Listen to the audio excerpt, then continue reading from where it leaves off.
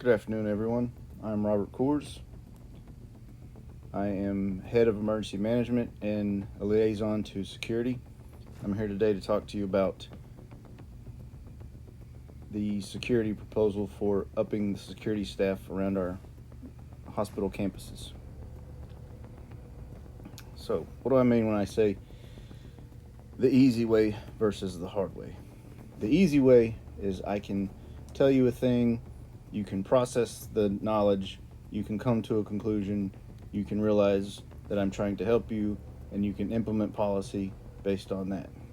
The hard way is we don't do these things, an incident occurs bigger than we're prepared for, and then we realize we probably should have learned this lesson the easy way, and now we have a mess to clean up. So it's my hope that this being the easy way will allow us to further progress this proposal.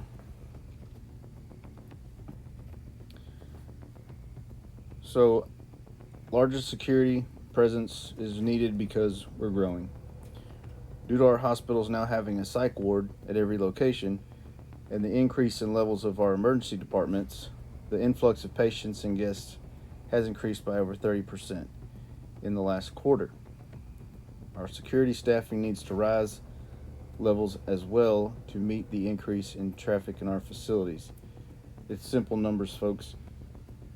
More folks in the facilities, more stuff coming in the facilities, more potential weapons in the facilities, more potential incidents in the facilities. That means we need a bigger security presence in the facilities. So, training and equipment. Now, what do I mean when I say security of the future? What I don't mean is a bunch of RoboCops running around out there fighting crime in the future time. What I do mean is the type of training that is needed in our facilities is unique.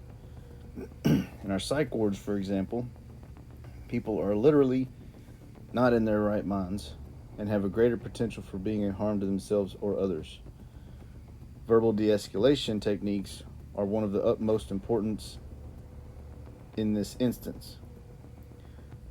There's a class that is offered, as well as a book that I am currently actually reading called Verbal Judo, that is known to have a very high success rate.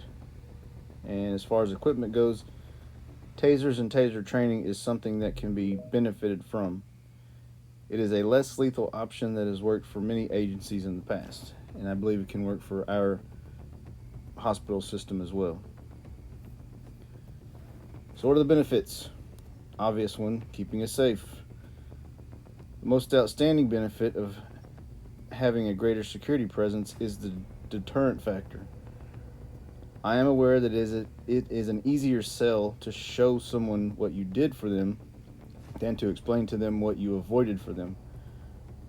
Mitigation of an event that would have otherwise been avoided if there was a greater presence of security is a hard thing to measure. However, the opposite of that situation is something I hope we never have to experience, like a potential active shooter or a missing child kidnapped from labor and delivery, or any of the other hundred of bad things we could think of. So, who is this guy and why should we listen to him? Well, I have a 24-year background in civilian law enforcement and military law enforcement and security.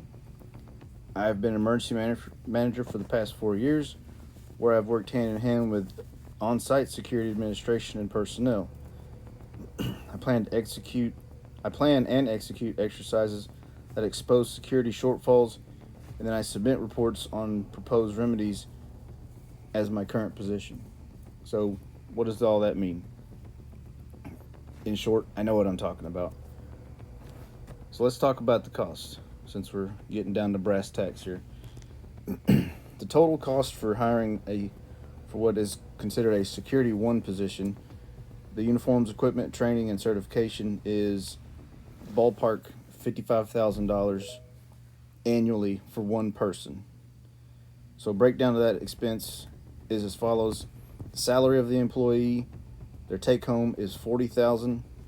The benefits package to them through the hospital is $10,000.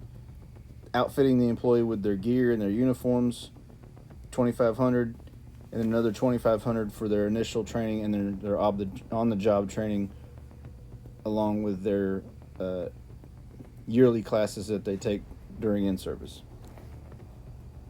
So $55,000 total per singular security personnel. So in conclusion, this proposal is based on current staffing of security personnel, last quarter's incident reports, and the use of forces for the past year. I look forward to sharing the information I have gained from my personal professional education and experiences that will be a benefit to our staff, patients, and guests. So, thank you for your time. Have a great day. God bless you all.